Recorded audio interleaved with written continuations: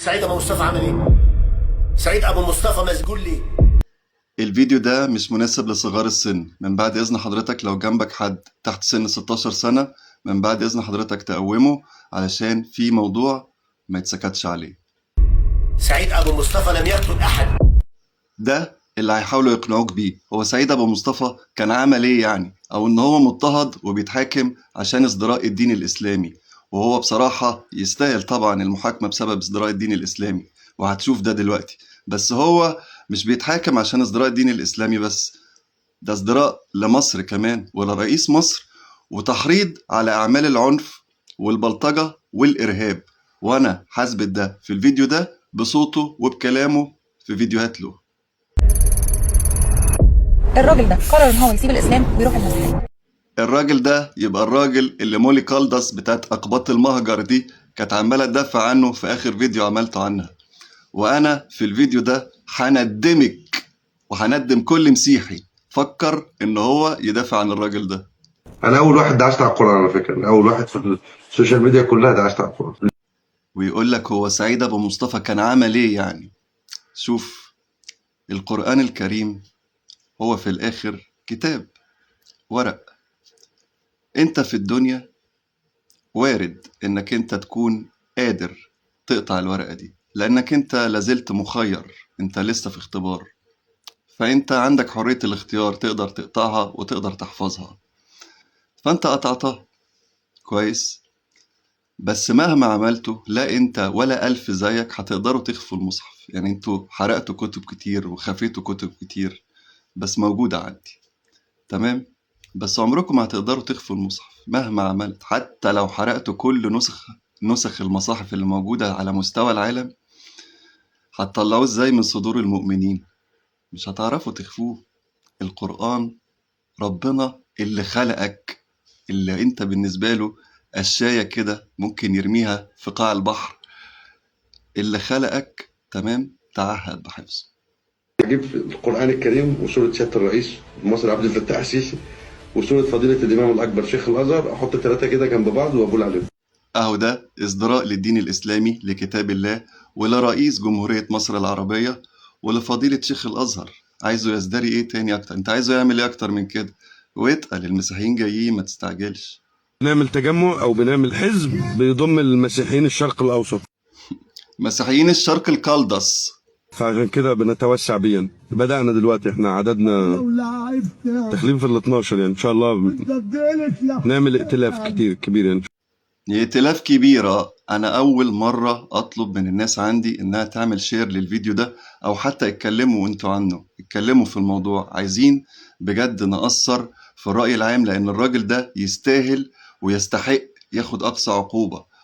وانت يعني لو حتى انت مثلا من المعارضة أو كده، أو في بعض القرارات اللي انت يعني مش عاجباك، فبجد نحي أي خلاف. دي بلدك وده رئيس بلدك، وما يصحش أبدا إن هو يتقال عليه كده.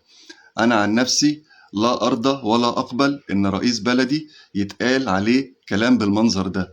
ودي مصر يا ابني. انتوا ايه يعني؟ احنا سكتنا ده من باب ضبط النفس، ومن باب يعني ايه اللي هو اللهم طولك يا روح. مش عايزين يعني، لان احنا خلي بالك احنا يعني زعلنا وحش، فما تخلوناش نزعل. ده رئيس جمهورية مصر العربية. جمهورية مصر العربية دي معروف وضعها وتمامها وسط العالم كله، مش وسط العرب بس ولا وسط أفريقيا بس. مصر دي معروفة هي ايه. وده رئيس جمهورية مصر العربية غصب عنك وغصب عن عين التخين، وتحترمه ورجلك فوق رقبتك. فلو انت مصري ودمك حر وما يرضكش شير، عشان بص انا عيب في لساني عن ان انا اشتمك، بس بص بيقول ايه. يا جماعه سياده الرئيس طالب يعني. ايوه اتفضل يا سياده الرئيس عبد الفتاح بلحة رئيس جمهوريه مصر العربيه، منور الدنيا يا سياده الرئيس. وبرغم انه صنعومي وابن عيشه، بس بصراحه بحبه. يعني مش بحبه قوي يعني، بس بحب حاجات ليه يعني بصراحه. هو عارف كده. بمشي في الطرق بشوف قرعه السيد الرئيس في الصور في الشارع، بقعد امسك في قرعته واقول له سيد الرئيس قرعتك تقبلني قرعتك، لان قرعه السيد الرئيس انا بشوف فيها مصر. صلعومي وابن عيشة عارف أنا لو أطولك فلا نامت أعين الجبناء. سيادة الرئيس عبد الفتاح السيسي، أنا أعلم تدينك ووطنيتك، فبجد يعني أنا كمصري ورايا ناس كتير جدا بنطالب أقصى عقوبة على الكافر الخاين ده. بجد لازم يكون عبرة لمن لا يعتبر. وأنا من باب التسخين وقلب الرأي وقلب الدنيا على الراجل ده اللي بيدعس على المصحف ده، فهو يا سيادة الرئيس، وأنا مش هقدر أعرض أكتر من جزئين من الثانية، بس الراجل ده وصل لأن هو بيجيب سيرة أهل بيتك. وحياة مدام انتصار اللي محلف بيها باطل.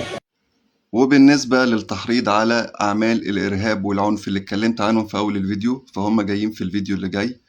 وهو كان بيحرض على إخواتنا المسلمين السوريين، وبيشرح للناس كمان طريقة عمل المولوتوف بتتعمل إزاي، وبيحرضهم، وهو بيقول أنا بحرض عليهم، وبيزق الناس وبيحسهم على إن هم يرموا مولوتوف على محلات إخواتنا المسلمين السوريين. اتفضل.